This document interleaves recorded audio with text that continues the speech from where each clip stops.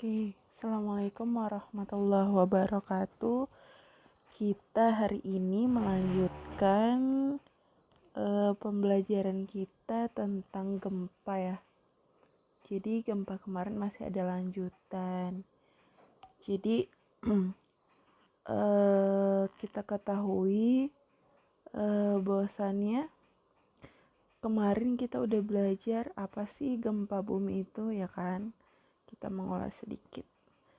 Gempa bumi itu apa gitu, lalu ada sesar atau patahan, lalu kita belajar tentang hiposentrum dan epicentrum seperti itu. Nah, lalu hari ini kita belajar tentang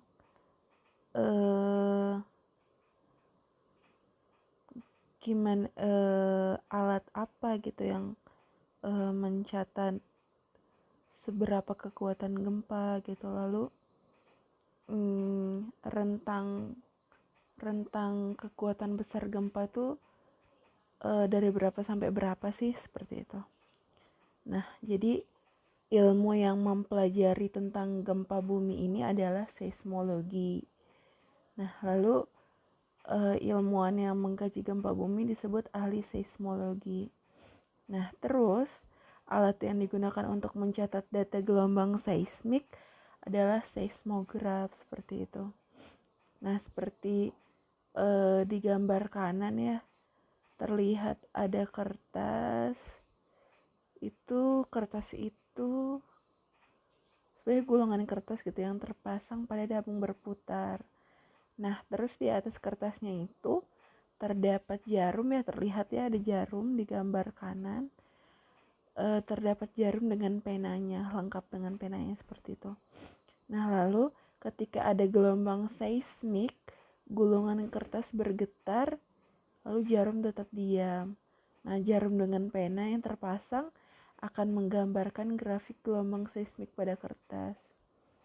Yang sebelah kanan teman-teman lihat ya, terlihat gitu, ada gelombangnya.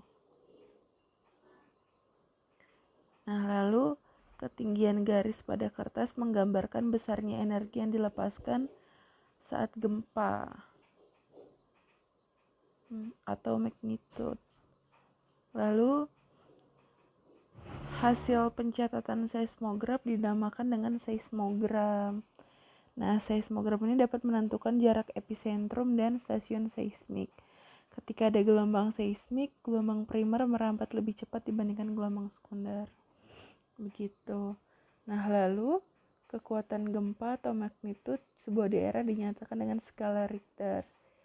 Seringnya kita mendengar gitu, gempa di suatu daerah sebesar 6,2 skala Richter misalkan gitu, atau 5,2 skala Richter. Nah, jadi pengukuran kekuatan gempa didasarkan pada amplitudo atau grafik gelombang seismik di seismogram.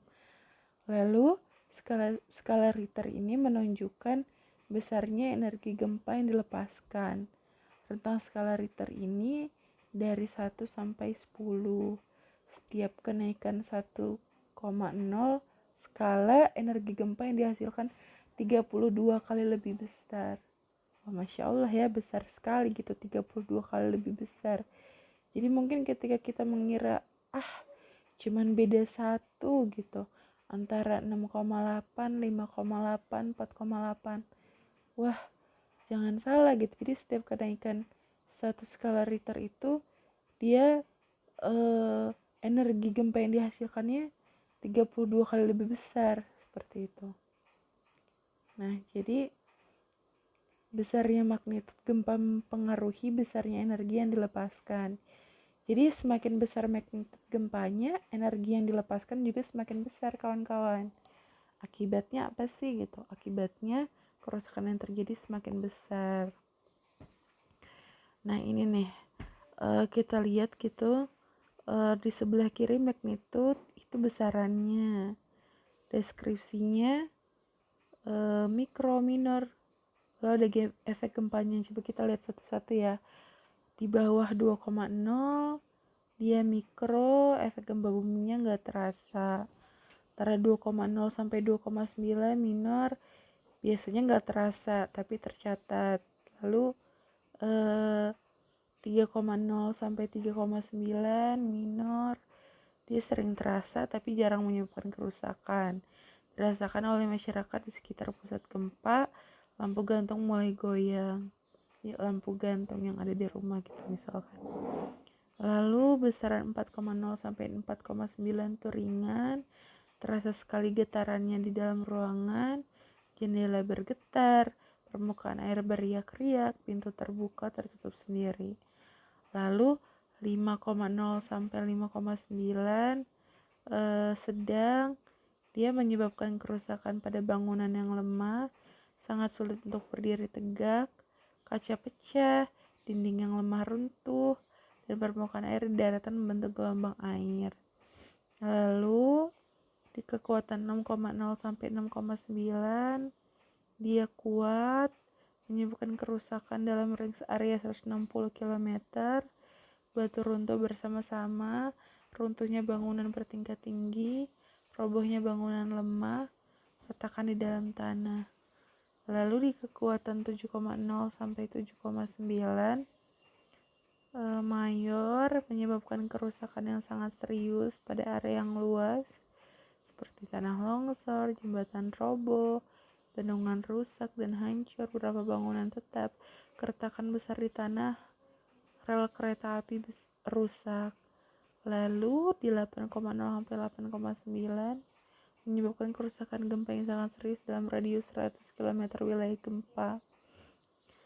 Lalu di 9,0 sampai 9,9 menyebabkan kehancuran dalam radius ratusan kilometer. Lalu di kekuatan 10 lebih itu dia belum pernah tercatat. Lalu luas wilayah kehancurannya sangat luas seperti itu. Nah, jadi teman-teman, kalau teman-teman pernah ngedownload aplikasi BMKG, jadi pada menu gempa bumi dia terlihat tampilannya seperti itu. Jadi jelas waktunya kapan, kekuatannya berapa, kedalamannya seberapa, lalu lokasi gempanya itu di mana gitu. Pusatnya di mana, di pulau kah, di sentrumnya, hiposentrumnya ya, ataukah di daratan kah, dia jelas seperti itu. Sampai dia menuliskan di aplikasinya itu Lintang Selatan, Bujur Timur gitu. Lalu wilayah yang terasa di mana aja sih gitu. Jadi teman-teman mungkin bisa download ya, biar tahu informasi terkini gitu. Jadi sebagai informasi, BMKG itu bukan cuma gempa bumi aja yang tersedia di situ, tapi cuaca juga ada gitu, angin dan lain-lain. BMKG, Badan Meteorologi, Geofisika, Klimatologi dan Geofisika, seperti itu. Nah, mungkin teman-teman sering dengar ya gitu, kalau kita harus bersiaga sebelum terjadi gempa bumi. Oh iya, Borina lupa bilang. Jadi teman-teman, di Lampung sebenarnya pernah gitu terjadi gempa yang skalanya cukup besar, yaitu kalau nggak salah 6,4 skala Richter, dan itu terjadi di Liwa tahun 94. Jadi pada saat itu sekitar 90-an, sekitar 100-an orang meninggal, lalu ribuan orang luka-luka seperti itu. Mungkin nanti bisa teman-teman cek ya. Seperti yang kita tahu juga di Aceh gitu, gempanya terasa begitu kuat sehingga menyebabkan gelombang tsunami seperti itu. Nah, kita lanjut ya. Siaga sebelum terjadi gempa bumi. Yang pertama yaitu renovasi rumah agar tahan gempa, cek kestabilan benda yang menggantung seperti lampu dan sebagainya, pelajari lingkungan sekitar. Jadi maksud pelajari lingkungan sekitar ini, ketika terjadi apakah kita harus bersembunyi di bawah meja gitu, atau kita harus evakuasi ke tempat, ke lapangan dan sebagainya gitu. Lalu selalu sedia P3K, senter, makanan sebagai persediaan darurat. Lalu siaga saat gempa terjadi. Ketika dalam ruangan, cari perlindungan dari runtuhan, seperti di bawah meja dan tempat tidur. Ketika di luar ruangan, tetaplah di luar dan menjauh dari bangunan yang berpotensi gempa. Jika dalam kendaraan, keluar dan cari tempat terbuka. Lalu menjauh dari pantai karena berpotensi tsunami. Seperti itu. Jika di pegunungan, menjauh dari daerah rawan longsor. Nah, lalu siaga setelah terjadi gempa, keluar ruangan dengan teratur, tutuplah mulut dan hidung dengan kain atau masker agar aman dari debu reruntuhan.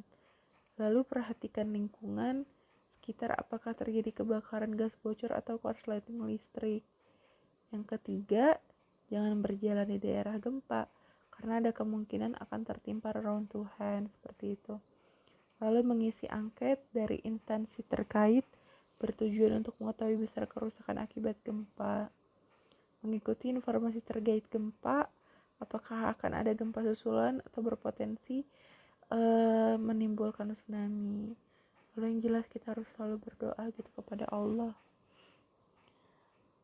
Seperti itu, kurang lebih seperti itu ya belajar tentang gempa. Insya Allah minggu depan kita belajar tentang gunung berapi. Semoga bisa dimengerti, semoga ilmunya bermanfaat. Jika ada yang kurang dimengerti bisa ditanyakan. Insya Allah cukup sekian. Assalamualaikum warahmatullahi wabarakatuh.